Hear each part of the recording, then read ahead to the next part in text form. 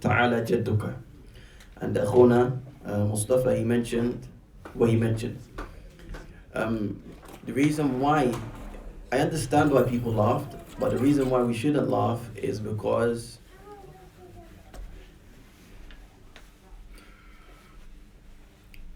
we're speaking about Allah Tabaraka wa Ta'ala. We're speaking about Allah Tabaraka wa Ta'ala, and it's not something that if somebody makes a mistake. Number one, if somebody makes a mistake, you okay, Akhi?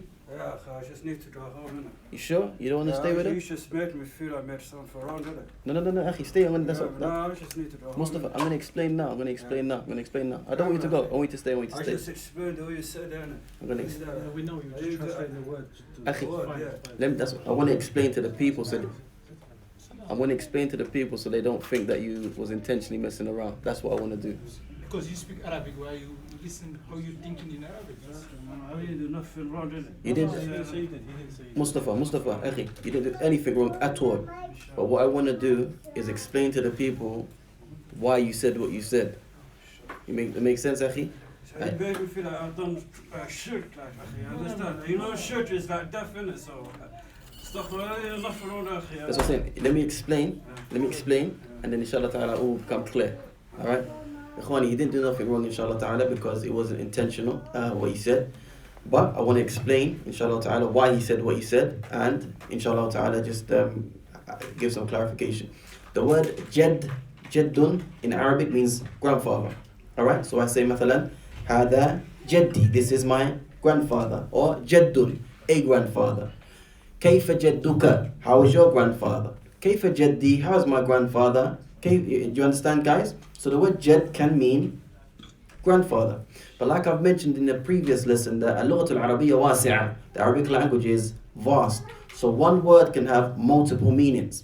So when I ask the question, what does ta'ala jadduka? Ta'ala means when you're exalting something. Jadduka, it can mean your grandfather. Hence why Akhuna Mustafa translated it as, and may your grandfather be exalted. But obviously Allah Tabaraka wa Ta'ala doesn't have any partners. Okay, he doesn't have any sons or daughters or anybody that's connected to Allah Tabaraka wa Ta'ala. Laysa kamithlihi shay'un. There is none unlike to him. So the reason why it was incorrect what he said was from the standpoint of the aqidah of the Muslim. Alright? And what he did was he gave a direct translation word for word, as opposed to thinking, okay, it cannot mean that, there must be another meaning. So there's nothing that he done wrong, and I do apologize, Akhi, publicly. Stay with me, Akhi. Stay with me, Akhi. I understand. You know, like, akhi, shirk, is like definite. So me, akhi, as soon as I get nervous, I leave, innit?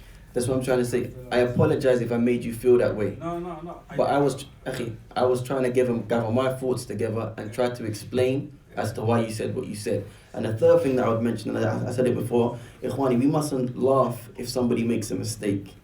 Even if it was a statement other than what the example of what Mustafa said, we come here to learn. Alright? I could make a mistake. There's plenty of times when I'm teaching, I say things that are wrong. Abu Sumayya comes to me and says, Akhi, just advice. You said X, Y, Z. And 9 times out of 10 he's correct.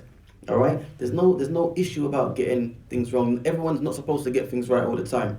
Alright? And we're here to help each other learn. But once again, Mustafa, I do apologize publicly if I made you feel away. That wasn't my intention.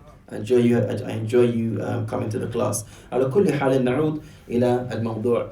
So the word وَتَعَالَى جَدُّكَ is, and exalted is, your majesty. And exalted is your majesty again, Ya Allah. We are speaking and having a conversation with Allah Tabaraka wa Ta'ala. وَلَا إِلَهَ غَيْرُكَ. And there is no deity worthy of worship in truth except you, O Allah Tabaraka wa Ta'ala. And one of the things that the Shaykh mentions here, and it's what our Shaykh mentioned in the corner as well, when we said وَتَبَارَكَ ismuka, and blessed and exalted is your name. When we say this, what we are supposed to be intending by this statement, وَتَبَارَكَ ismuka, is al-barakatu tanalu bidhikrik. Oh, Ya Allah, that barakah, blessing, is obtained by mentioning your name, O Allah. And we're going to look at some of the adillah later on as to why. And this is so important, Ikhwani, that we understand exactly what we're saying in the salah. Alright? Because it's only when somebody understands what they're saying in the salah that it has more meaning. Otherwise, if you're just merely saying Subhanakallahumma wa bihamd robotically, it loses its meaning. Alright? You want to have a connection with Allah Tabarak wa Ta'ala in your salah, then you have to understand exactly what you're saying. Alright, Ikhwan, make sense? Who had a question? Somebody put up their hand? You see how you said that the end part, وَلَا إِلَهَ غَيْرُكَ. Normally when I'm praying I say وَلَا إِلَهَ غَيْرُكَ. Is there a difference? Excellent question. Very, very good. Wa alaikum salam wa rahmatullah. I said at the end of the dua al-istiftah, وَلَا إِلَهَ غَيْرُكَ. I said ka at the end. Alright, and this is the kaf al-mukhatab that is added when you're speaking to somebody. That's why I keep saying you're having a conversation with Allah. So he said that when he makes this dua, he doesn't say ka, he just says وَلَا إِلَهَ غَيْرُكَ. And he stops on it, right? And this is permissible in the language. It's exactly the same. The difference between what you said and what I said is that I pronounced the last vowel at the end of the letter and you didn't. You stopped on it. Make sense? No? Okay. The word غَيْرُكَ ends in a fatha.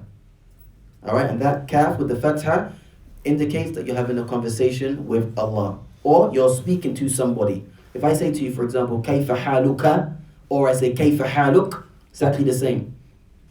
Exactly the same. The first one is that I just decided to pronounce the last vowel at the end of the word. In the second example, I stopped on it. And that's what the Arabs do when they speak. They stop on the last vowel of the last word. Is that just personal choice? Do you get more rewards for saying that? No, it's not connected to any rewards at all. Is it similar to the end of the ayah when you in the Quran? Exactly. You don't pronounce the fatha. Exactly. When you recite Surah Al-Fatiha, you say Alhamdulillahi Rabbil Alameen, Ar-Rahman Ar-Rahim, Maliki Yawmiddin, to the end of the ayah. You don't say Alhamdulillahi Rabbil Alameen, Ar-Rahman Ar-Rahim, Maliki Yawmiddin. So, unless you're going to just go connect it and go straight through. But if you're going to stop on the ayah, at the end of the ayah, you do not pronounce the last vowel on the word, on the letter, Make sense? Talib, sure? Have a tajweed? Yeah, it comes under tajweed, bila shak, but it's just qira'ah. It's just how the Arabs speak. The Arabs speak when they, generally speaking, they don't pronounce the last vowel of the last letter. That's it, Khan. Do you have anything else to add? Okay, Jade. Okay, let's continue, inshallah, tabaraka wa ta'ala. Now, so I said by mentioning wa tabaraka smuka, you're seeking blessings from Allah tabaraka wa ta'ala by mentioning His name. And when we say وَلَا إِلَهَ غَيْرُكَ, there is no deity worthy of worship in truth, although that's how I've explained it, the actual literal translation is, and there is no God but you. However, when we're understanding, okay, what does it mean when we say وَلَا إِلَهَ غَيْرُكَ? Alright? Because the reality is that there are other gods that are worshipped besides Allah Tabaraka wa Ta'ala. That's the reality. There are other gods that are worshipped besides Allah. People take Isa ibn Maryam as a god, alayhi salam, besides Allah. People take all different types of things as gods besides Allah Tabaraka wa Ta'ala. But the question is, are these things worthy of worship? The answer is, of course, no. So whenever you hear somebody explaining, even La ilaha illallah, when you say La ilaha illallah, you translate it literally, it means there is no God but Allah. But is that really, that translation correct? La. We say, La ma'buda bihaqqin illa Allahu tabaraka wa ta'ala. There is no deity worthy of worship in truth. And that's more correct. And Allahu tabaraka wa ta'ala knows best. So when we say وَلَا إِلَهَ غَيْرُكَ, it means لَا مَعْبُودَ فِي الْأَرْضِ وَلَا فِي السَّمَاءِ بِحَقٍّ سِوَاكَ يَا Allah. There is no deity worthy of worship in truth in the earth nor in the heavens besides you, O Allahu tabaraka wa ta'ala. Then the Shaykh goes on to say, وَالْإِتْيَانُ, if there's any questions, guys, just let me know because I'm reading from the paper. وَالْإِتْيَانُ بِدُعَاءِ الْإِسْتِفْتَاحِ سِرًّا بَعْدَ تَكْبِيرَةِ الْإِحْرَامِ وَقَبَلَ الْقِرَاءَ أي قراءة الفاتحة هي السُنن or min sunan as-salah. It is from those sunan aspects of the prayer, i.e. it is not an obligation for you to make this dua. Okay, guys? It's not an obligation. I think somebody's banging, akhi. There's a question there. If somebody can from the Nisa, no. There's a question. She wrote it down and she threw the paper. الاتيان بدعاء الاستفتاح سرا بعد تكبيرة الإحرام وقبل القراءة من سنن الصلاة ومستحباتها. Mentioning this dua al-istiftah quietly, alright? Quietly is a sunnah, or after making the initial takbir and before reciting al-qira'at al-fatiha, is a sunnah from the sunnah of as-salah, and it's from the recommended things that we should do. وقد ثبت عن النبي صلى الله عليه وسلم بصيغ متعددة أو بصيغ متعددة ويأتي المصلي بأحدها في صلاته ولا يجمع بينها في صلاة واحدة، وهذا الذي ذكره الشيخ أحدها وهو عن عمر وعائشة وأبي سعيد رضي الله تعالى عنهم. Sorry about that, إخواني. Let me just quickly read this.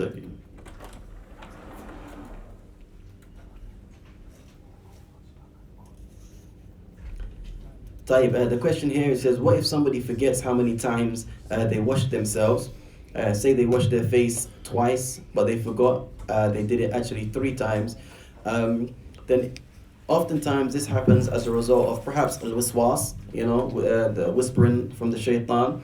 So if you forget how many times you washed your face, if you forget how many times you made tawaf around the Kaaba, have I done it 6 times or have I done it 5 times? What is the safest thing to do, Ikhwan?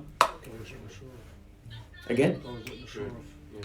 Go with what you're sure of. So basically you stay with the lower number. You stay with the lower number. So you don't know if you've done 5 or 4 circuits around the Kaaba, you stay with 4. You don't know if you washed your face 2 or 3 times, then you stick with 2. And in the case where somebody has excessive, sorry Habibi, in the case where somebody has excessive waswas, i.e. literally he's unable to move from one step to from the next because he has excessive whispering, then he is to stick with the highest number. Alright, because if we were to say that somebody that suffers from excessive waswas, that he was to stay with the lowest number, he wouldn't move from the action along with that. And it happens to people. Now, what if you're praying Salah and like you're praying Salat al-Isha and you've done 3 rakah, but you don't know if you've done 3 rakah, but you don't know if you've done 3, and you think you've done 4. you stay with 3. But do you have to maybe go up and do another rakah? Yeah, because if you've done 3 raka'at, you don't know if you've done 3 or you've done 4, you stay with 3, and then you do an extra one, then you do 2 prostrations for forgetfulness. So? Yeah, what I was saying, prostration. Jazakallahu khairan. طيب. So the Shaykh says here, and it has been authentically reported from the Prophet sallallahu alaihi wasallam. Ashukru lillahi tabaraka wa ta'ala. Thank you for coming, akhi. The Prophet alayhi salatu wasalam, he used to make this dua al-istiftah in different, the Shaykh mentions siyar, yani different wordings if you like. He didn't always use the same wording that I mentioned here. سبحانك اللهم وبحمدك وتبارك اسمك وتعالى جدك ولا إله غيرك. This is one way that you can say dua al-istiftah. And this is probably the way that most of us learn how to say it, because we learn from Sifat Salat al-Nabi or something like that. But there are other du'as that you can mention. Any dua that you choose to make for the dua al-istiftah will be sufficient. Alright? This is only one. But then the Shaykh says here, وَلَا يَجْمَعُ بَيْنَهَا وَفِي صَلَاةٍ وَاحِدَةٍ. It's not permissible for the Muslim to come with this seerah and then this seerah in the same salah. Choose one or the other and don't mix between the two. Make sense, Ikhwani? And the hadith that we mentioned, this dua was on the authority of Umar ibn al-Khattabi radiyallahu ta'ala anhu, wa Aisha radiyallahu ta'ala anha, wa Abi Sa'id radiyallahu ta'ala anhu. Na'am, akhi. What you just said, did you mean both of them in takbir al-ihram? You mean like as soon as you do the takbir, you shouldn't say both of them? Exactly. You choose what. There's more than 2. No, because you said you shouldn't mix them in each salah, but I was thinking, why would anyone do more than one? That's what I'm saying. There's not only 2 ways that you can begin the initial supplication for opening the prayer. There's more than 2 different ways. But I just said, for example, if there is 2, let's say there's 2 different ways that you've memorized, then a person shouldn't mix between the 2. Why would a person want to mix between the 2? Maybe he thinks by doing so, it's going to get more rewards, for example. So what if, like, it's a Sorry. different salah? Say again. If it's like a different salah. Yeah. If it's, for example, one salah, for example, Salat al-Fajr, he comes with this dua. Then for Salat al-Dhuhr, he comes with another one, and he mixes and matches like that. That's khair, and that will be a way for one to remember these different ways of opening up the salah. Make sense? بورك فيكم. لا لم نبدأ بعد. The book that I'm reading from here, إخواني وأخواتي في الله, is شرح شروط الصلاة وأركانها وواجباتها. The original book, شروط الصلاة وأركانها وواجباتها, was written by Sheikh Muhammad ibn Abdul Wahhab, rahimahullah ta'ala. But the sharh of this book was the sharh that I'm reading from Sheikh Abdul Muhsin. Same as last week, same book. Exactly the same. Because I like the way it's mukhtasar, it's brief and concise, but it still gives us enough information such that we can understand this more dua, inshallah. Na'am. Well, you said that you can't make the two of the subhan thing at the start of the salah. No. Yeah, what if like you're playing Salatul Zuhur, first you do the 4 rakah, then you do the other 4 rakah, then you do the 2 rakah. Can you do like different ones for that? Yeah, for different salawat, once you start a salah, just choose one way to say the dua al-istiftah. I thought you couldn't because it was in the same salah, like it was the nafil for that salah. No, if you do a nafila salah, then you can choose any sigha. But then once you finish that and you do your dhuhr, for example, then you choose either the same sigha or a different sigha. You with me? But don't mix them in. There are two different sighas or more than two in one salah. That's the intended meaning. Any questions? Na'am. Another one here. Imam, he added another thing here. He says, وَجَلَّ ثَنَاؤُكَ. يعني another sigha? No, سبحانك اللهم وبحمدك تبارك اسمك وتبارك اسمك وتعالى جدك وجل ثناؤك. Like I said, there are different sighas. Okay. The different ways to say it. Any authentic way, I haven't memorized all of them myself, but any authentic way to say it, then Bismillah. As long as it's authentic, inshallah. Tabarak. Then he added here, وَجَلَّ ثَنَاؤُكَ is uttered only in janazah prayer.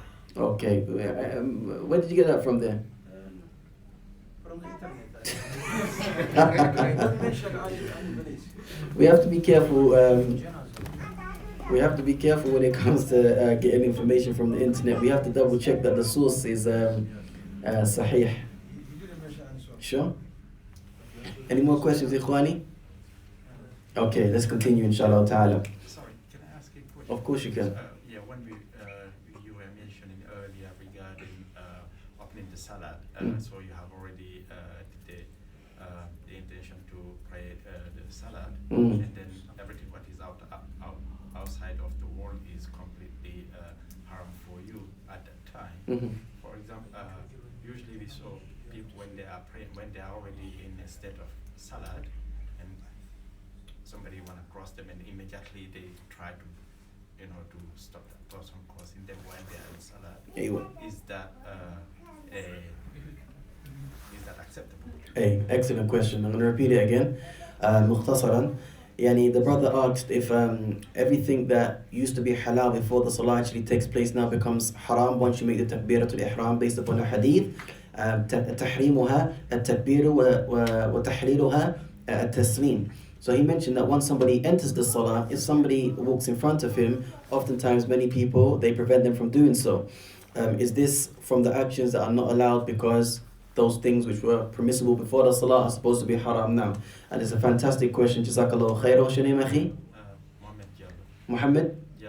Jallo. Nice to meet you, akhi. My name is Ismail. The answer is yes, it is permissible to stop them because we have a hadith that mentions, and inshallah ta'ala is going to come later, that it's from the sunnah, and one of those things that you should, I don't think it's reported that the Prophet ﷺ never ever prayed without a sutra, and Allah ta'ala knows best. But it's one of those things that a Muslim should have, a sutra. I don't know how they translate sutra, to be honest. Anybody know? Sutra? An object that's in front of your hand, and I believe it should be An object that blocks someone from going in front of you. So when you're in the front row, the wall blocks the person from going in front of you and passing you. Okay, well, I'm going to get to something that you just said there in a minute, but you have to have a sutra that it should be, I think the Prophet ﷺ used to use, what you put on the back of a riding beast? Saddle. Now, he used to use that. So they say as long as it's like, you know, like a decent length, then. And the Prophet ﷺ mentioned in the hadith, I don't know the exact wording, but if somebody were to, it's better to wait 40. He says it's better to wait 40 than to walk in front of somebody. And the ulama mentioned that the Prophet ﷺ never made it clear 40 what? 40 seconds, 40 minutes, 40 days, 40 years. He never mentioned it's better to wait 40 than to walk in front of somebody that's having a prayer. And if somebody does go to walk in front of you, then you are to stop. Then the hadith goes on to say if they keep doing it, then you are to discipline them. Yeah. But we'll cover that when we get to it, inshallah. But fantastic question now. Sheikh Abdul Razak said he gave a hadith that said you can use an arrow from a bow and arrow as a sujood. Jameel. No. So you see earlier on you mentioned that it's, for the fard salah they have to be prayed standing up. Yes. For the sunnahs you can pray sitting down. Sure. So what's the evidence for being able to pray the sunnah prayer sitting down? Mumtaz, because the Prophet ﷺ used to pray on his riding beast. And he would start the salah facing the qibla. Then wherever his riding beast would take him, he would still continue to pray. Okay. Now. So that's not just restricted to the riding animal though. That's if you're in the masjid you could sit down and pray technically if you want. Oh yeah, for sure. Okay. For sure. On a plane, even if you can, some planes allow you to, you know, like Saudi Airlines, they got a little musalla in the back and stuff like that. Now. What if like you're traveling and you have to pray salah and you have to face the qibla? Is it alright for you to sit down while you're praying? Is it a fard salah or sunnah? A fard. Stand. What if you're in like a bus? Oh, in a situation where you can't stand. Yeah. Then again, like we said, for the first condition is al-qiyamu ma'al-qudra. This act of standing is connected to one being able to do so. So if you're in any situation and you're unable to stand, fasalli jalisan. Now. Yeah, my question I hear is about let's say you're left with a baby in a room, and then you start praying, and then the baby crying, and all of a sudden there's no way interrupting your salat, and then as we heard, people preaching that Rasulullah used to, sallallahu alaihi wasallam, when he prays, the twins comes, and mount on his back, and then he keep, walking there. And then this time, in this sense, maybe you make the takbir ihram. Is it permissible because the baby, there's no way crying and. So basically, you're saying that if somebody were to pick up a baby that's crying whilst they're praying, is this permissible? Praying, but what's saying? Yeah, like I said, Hassan and Hussein, radiallahu ta'ala anhuma, they used to call on the Prophet alayhi salam, he used to pick them up. So in such a case, then there's no problem. And the Prophet alayhi salam, he even used to shorten when he used to lead the salah. If he heard a baby crying, he would shorten the salah because thinking about how the mother is going to be distressed that her child is crying.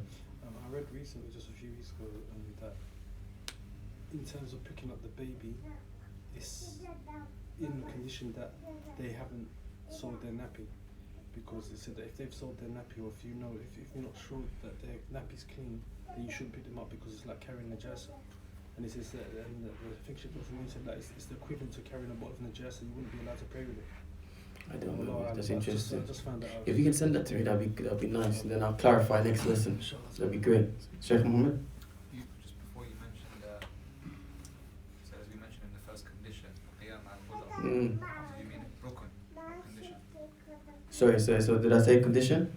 No, it's a rukun. It's a pillar from the pillars of the prayer. But it's something qiyam, qiyam al-qudra, something that you have to do. Na'am akhi. Now. It's regarding sutra, like when you praying with a baby, because they don't understand and they're like coming back and forth in front of you, just like breaking the sutra. So are we allowed to like stop that? That's an excellent question. The brother said, what about in the case where, for example, a baby who doesn't understand that he shouldn't, or she shouldn't for that matter, walk in front of the musalli, i.e. the one that's praying, should we prevent them? And the reason why I would say yes, akhi, is because the Prophet ﷺ prevented an animal that was trying to cross him. Alaykum salam wa rahmatullah. And obviously an animal is too also not going to understand. So qiyas on that, you should stop them. And it's happened to me so many times. My children, I'll be praying at home, my children would try to walk in front, and then it's just a matter of teaching. Keep doing it, keep doing it, keep doing it, keep doing it. Eventually they understand, and then they'll be like, they'll start to walk around. You hear me? But you have to obviously something that you have to be patient with now. Yes, the question is that the person who don't make sutra, the person who walk, the person who didn't make sutra, and we know he got sin. But the person who don't make sutra, he prays wherever without making or trying to make sutra. What is his situation? It's a fantastic question, Akhi. I don't know exactly will he be sinful or not. He might be, be negligent for not doing something that's from the Sunnah, but it doesn't invalidate his salah, number one.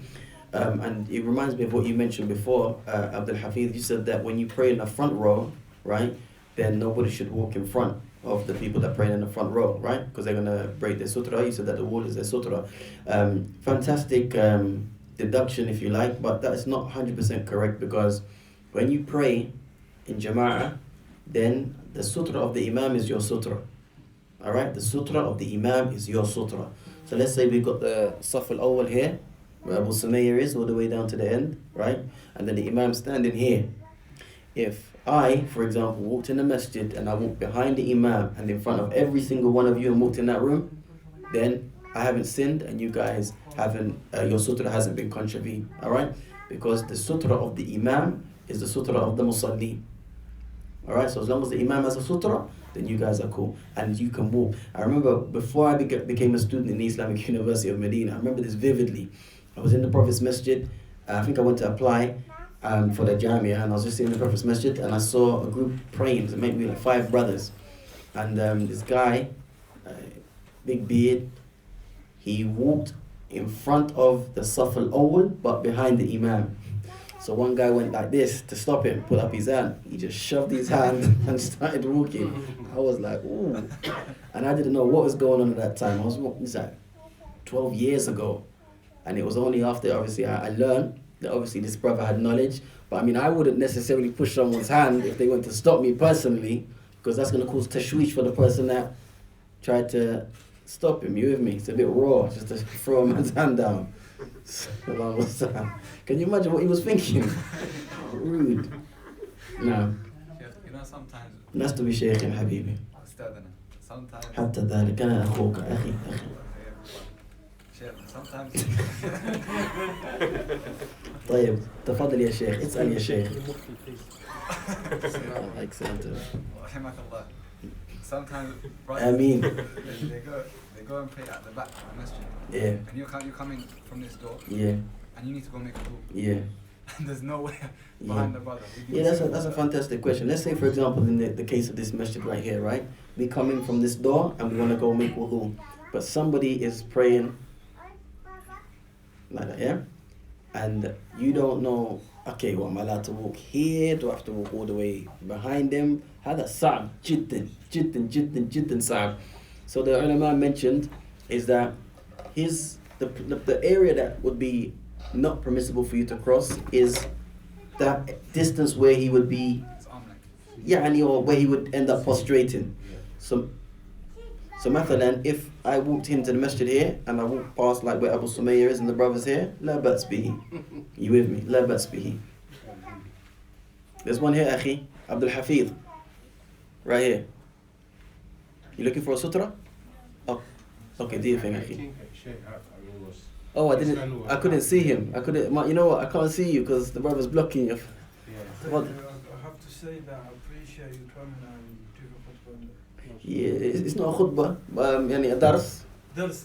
Aywa, jazakallahu khair. And I appreciate you coming, akhi, and I appreciate the brothers at the Croydon ICT for allowing me this fantastic opportunity to share with you what I've been able to benefit. Thank you for that kind comment. That's a good question, man. I haven't seen any dalil to say there can't be a sutra for somebody, you know. But I don't have any dalil to say that they can. So Allah Ta'ala knows best. It looks like we're going to just stay here and I'm cool. So we're just going to just keep just doing the question and answers, alright? Is that cool?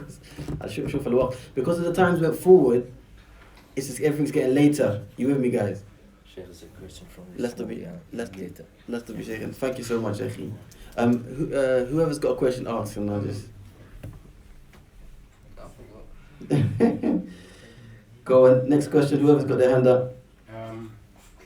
It's just about if maybe is it permissible for someone to use another person as his tool? Wasn't that the same Sometimes question, you're no? sitting, yeah. Sometimes you're sitting, and then somebody at your back uses you Yeah, as his I mean, like I said, I've seen that happen so many times. But you see that when we're speaking about, when somebody asks me a question, is it permissible, or is it haram, or is this halal? You're speaking on behalf of Allah Ta'ala's religion. You with me? So if I don't have a statement of Allah Ta'ala or a statement of the Prophet alayhi salatu or ijma' of the ummah, or the ulama, sorry, then I'm very reluctant to say yay or nay. I've seen it happen so many times, but me seeing stuff isn't a dalil for anything. Something just has to be in front of the person that wants to pray. Next question, anybody? You see, if you walk into the mosque, yeah, and someone's praying, can you put a sutra in front of them? Yeah, no problem. I've seen people do that. And this is similar to this question here. The question says, say an imam ruins his prayer, so he has to do al-wudu again, i.e. he breaks his wudu. I think that's the intended meaning. What happens to the people who he is giving prayer to, i.e. who he is leading the prayer for? Do they also have to restart the prayer? And this is a fantastic question. Jazakillahu khaira ya ukhti. No, they don't have to start the prayer again. What would be requested from the people that are being led in salah is that somebody from the Saf al-Awwal steps forward and continues the salah. Somebody from the Saf al-Awwal, i.e. the first line of the prayer, they step forward and they continue leading the salah. And it should be the one that knows the most Quran. There's conditions as to who should stand in the front row in the case of in a similar situation to this. And Allah Ta'ala knows best. Na'am, tafadli ya akhi. Is there not a hadith mentioning that the Prophet said that the people in Salah and he remembered he didn't have wudu and he told them to wait where they are and he went and made wudu For sure. and came back. Is that only with regards to forgetfulness, and is the question regarding breaking the wudu a different mas'ala? When you say is it only regarding forgetfulness, are you talking about the fact that the Prophet sallallahu alaihi wasallam told them to wait? Method and the question the sister just asked about. Your answer was that someone else should step up. Sure. Why wasn't your answer the fact that he should tell them to wait and go and make wudu and come back? If he were to do that, there would be no problem because the Prophet ﷺ did that. But it might be a situation, akhi, whereby it's not convenient for the musallun to wait for the imam to go and make al-wudu. It could be that he needs to go toilet, like he's going to be a long time and whatnot. And in the case that you mentioned as well, perhaps, and Allah Ta'ala knows best, that was specific for the Prophet sallallahu alaihi wasallam. Now, but nonetheless, it's a fantastic question. And I'll try to look into it before next lesson. But it's not specified to him forgetting. It's just the fact that he lost his wudu. Because the Prophet said that it happened due to him forgetting, not him breaking wudu and salah. I don't know if there's a difference between the two there. I don't know. So you're saying basically, because the Prophet ﷺ forgot that he was in wudu, maybe that changes as opposed to the fact that if somebody's actually praying, started in wudu, and then broke it whilst they were praying. Yeah, I don't know if there's a difference of opinion. Does one necessitate somebody else leads the salah, or does the other one necessitate that you tell them to wait? Allahu A'lam. Regardless of sutra, a lot of people see when they come to masjid, they pray like they use a chair as a sutra, but they're not using the leg, they're using the middle part. Does that count as a sutra? Allahu A'lam. Good, fantastic question. You see the chair that brother's sitting on? In the middle of it, there's not. It's not transparent, but there's nothing there. They're not actually using the leg of the chair. Allah knows best. They say. If you're using a person as a sutra and then the person gets up and leaves, Mushkila. Mushkila. It's a problem. It's a problem. But the issue is, it's like sometimes it can't be avoided. Like mathalan, let's say for example there's Salat al-Jama'ah. What time is al-Isha huna? So the adhan is now, right? I'll finish on this. Question, inshallah. Salat al-Isha comes in. We start to pray, and then whilst the imam is on, for example, a rak'ah, a thaniya, or thalitha, or rabi'ah, somebody comes in and joins the salah, right? So therefore, they're going to have to make up what they missed once the congregation finishes. Sah? Jade. Oftentimes, people sit down and they make dhikr. So they're going to be sitting for a while whilst the person that come late, who perhaps is praying in the saf behind him, is still catching up. Now the person might have to go after he's made the dhikr. He might have to leave, catch his bus or whatever the situation is. So oftentimes he will get up. In such a case, there's nothing that a person can do. Is it now upon the person that came late to the salah to walk forward until he actually has a sutra? Allah knows best. Malik says yes. Imam Malik says yes, that he's to walk forward. He says if a man's praying behind an imam in this part of the prayer, the imam says salah, he has pillars on the right and on the left. There's nothing wrong with moving back and standing behind him on the right side or left if he's close by. It's usually the situation. Okay, and that's what I was going to mention. If he's close by, because in the situation, let's say where the brother's standing right, sitting right now. Now, Akhi, what's your name again? Ghana. Okay. Let's say he was praying there. The nearest sutra to him is either going to be this pillar here, which is he going to take about 3 steps to the left or to your right, no, to your left, to my right, or the wall in front. Is it now conceivable that he's going to walk all the way to the front of the masjid? How do we quantify how much or how little a person should move? If he's in the Prophet's masjid, any of you that's been there, humongous. Where are you going to walk 10 minutes to the nearest sutra? So Allah Ta'ala knows best. So if you're close by, mathalan, you where the Shaykh is here, and you just take 1 step to the left or a step forward, maybe la bas bihi. But excessive movement in the salah is something that's frowned upon. Oh, he mentions on? He mentions, but if the pillar's far away from you, you should pray where he is. هكذا هكذا جيد. هذا إمام مالك. ممتاز ممتاز جيد. استفدنا. طيب الأذان. Oh, sorry, sir. No, أذان first.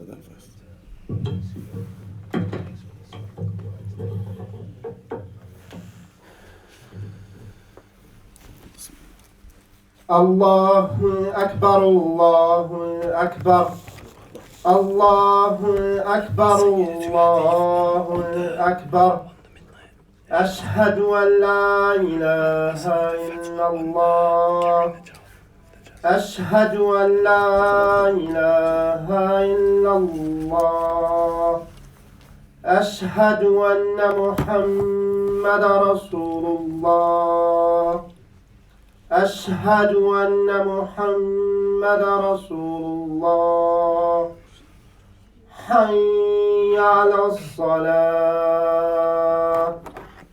حي على الصلاة حي على الفلاح حي على الفلاح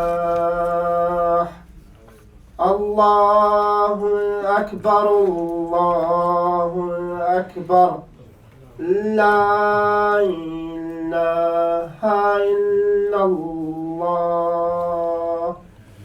اللهم رب هذه الدعوة التامة والصلاة القائمة آت محمدا الوسيلة والفضيلة وبعثه مقاما محمودا الذي وعدته.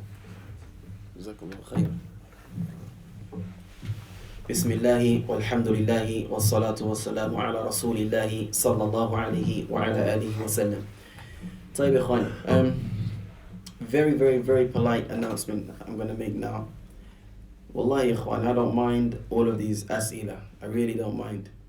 The only thing that I'm cognizant about is that excessive questions during the lesson will prevent us from actually covering the content.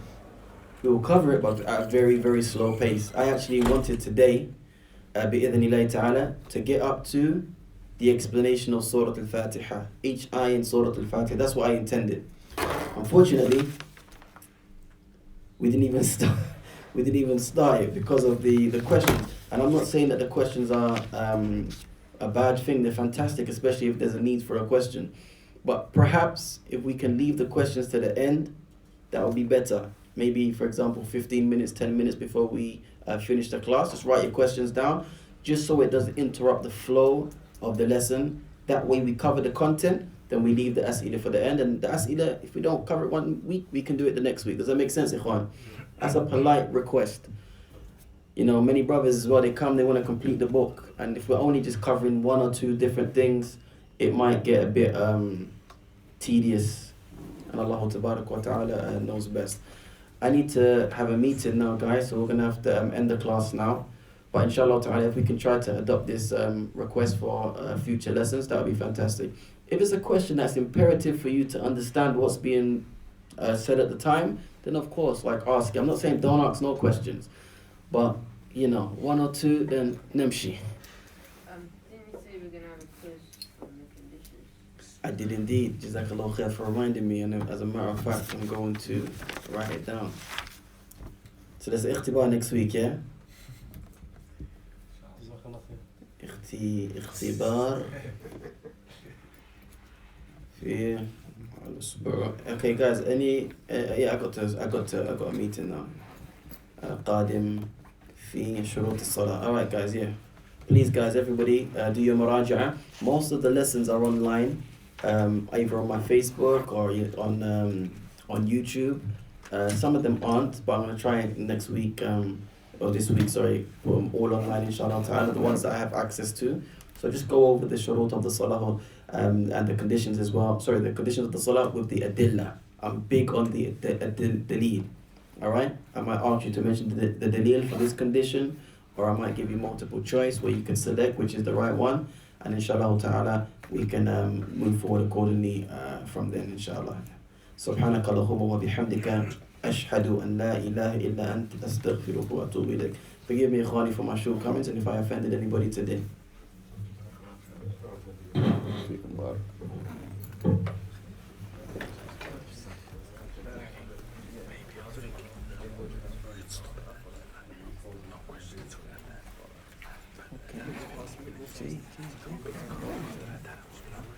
Okay.